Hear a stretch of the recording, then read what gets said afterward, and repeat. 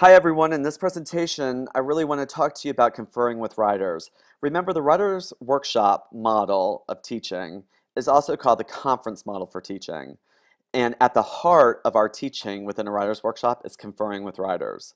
So if you do nothing else within a writer's workshop, don't cut the conferences. It's your time to meet one-on-one or in small groups with kids to really hone in on what they need specifically as writers. It's where the true instruction begins. So in this presentation, I really want to talk to you about types of conferences, how to get conferences going in your classroom, what you can really say during conferences, and then different ways of documenting conferences so that you have a record of your talk with students. Remember, conferences are done during that middle phase of the workshop in which you have the disproportionate amount of time given to students sitting and writing. So while students are taking 20, 30, 45 minutes to sit and write, you're roving around the classroom and you are having conferences with students. And that's why it's so important for students to have a big chunk of time to write in the classroom. Well, first, they're going to learn to write by writing. But second, it gives you the opportunity to be able to do some differentiation and some individualized instruction with individual students and small groups of students. I want you to pause me for a second and do a quick write. I want you to think about why do we confer and make a whole list of reasons why do we confer with kids about their writing. So take a second, pause me, and then unpause me when you're done with that. Okay, you should be back. Hopefully you have unpaused me and you didn't just keep going on with the video. Here are some different reasons why I think we confer with students. One is to connect with them. You know, it's me checking in with kids saying, hey, how's it going? How's everything going with you? Also connecting in terms of, I'm a writer too, how can I help you? Setting goals. Oftentimes when we sit down for a conference, it's about setting goals with the students or monitoring the goals that you've already set to see how they're doing within those goals. Sometimes when we confer, we're celebrating. Yes, you've done something great. Awesome. Keep going. Look at how you are growing as a writer. I'm super proud of you, and we're celebrating that. Sometimes we sit to confer to validate. You know, you are going in the right direction. I want you to keep going in that right direction. Encouragement. You know, sometimes we sit and confer and it's just about, you can do this. I believe in you. You're growing as a writer. I'm seeing just great progress and I want you to keep going. So it's just encouragement. Sometimes we confer and we're nudging forward. This is what you've done. This is where I think you could go next as a writer. And you're pushing them forward, you know, towards something new for them to try out. Almost every time we confer, we're teaching something. So here's something that I know will help you as a writer for this piece of writing, for all your pieces of writing. Let me teach you something that I think you can carry forward with you. And then finally, we confer to assess. You know, we meet with all these individual students, we take notes about what they're doing, and then we sit down with those notes and figure out, what is it that my kids are doing in this classroom? It is your assessment. It's way more informative than just passing out a test or just filling out a rubric.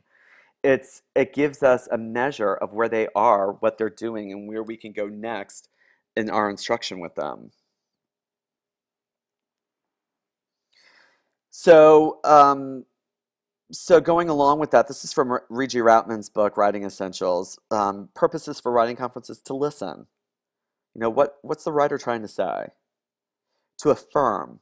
You know, what has this writer done well? Let me tell that writer this. To reinforce. To look at their strengths or look at their attempts at things and say, this is what I want to see you keep doing. To assess. You know, to note their confusions, also to note their strengths, also to note next steps that need to take place. To teach, you know, what is important for this writer this day to move forward. To scaffold, to help the writer say something in a better way, or to help the writer in a way that they just need somebody who's a little bit more experienced to give them some knowledge about. And again, to set goals with the students' input and monitor those goals. So there's lots of different types of conference formats. We have informal or formal ones. Informal ones would be just quick ones that maybe you're walking around the classroom and you're just checking in. Formal ones might be longer ones where you're really digging deep into a particular issue.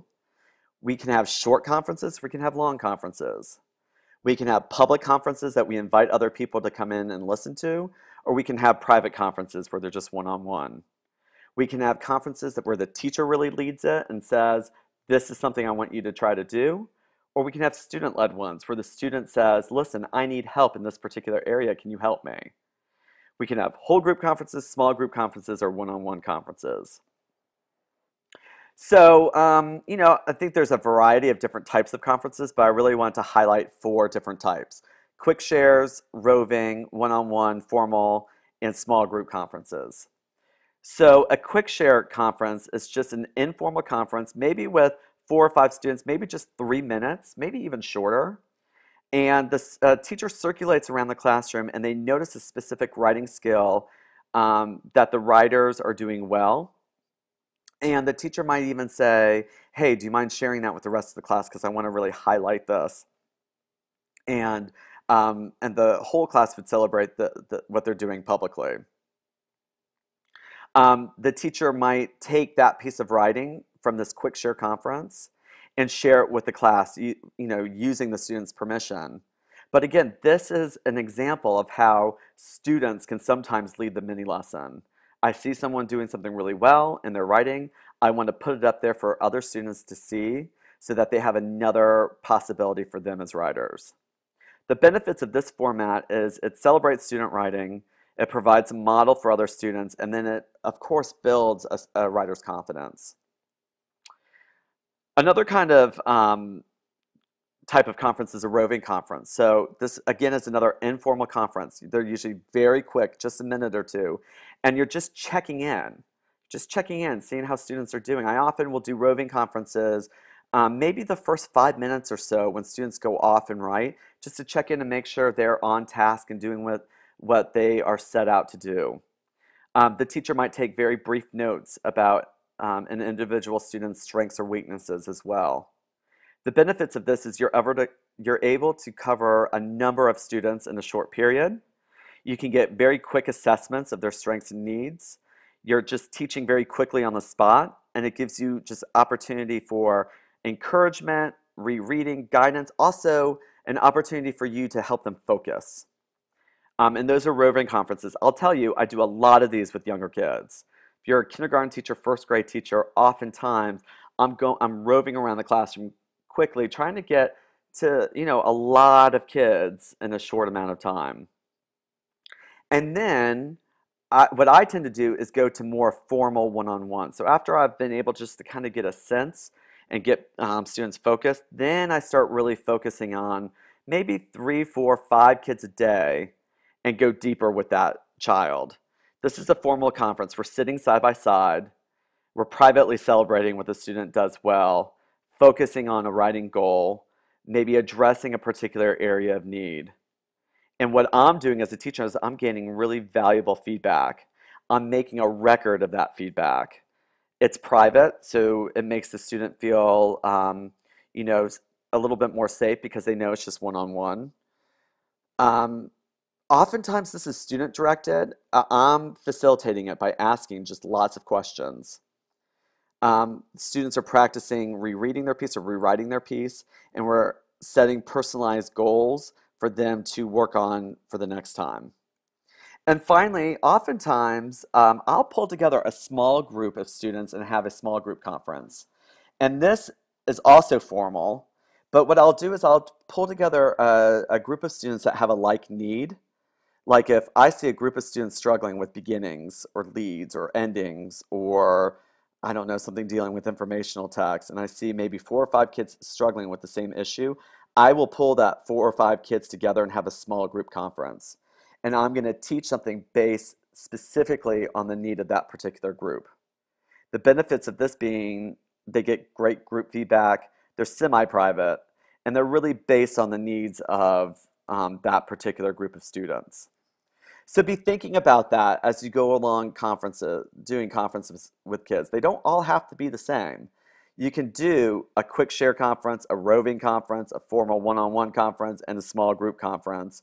And you can sometimes do all four of those within a block of 30, 45 minutes.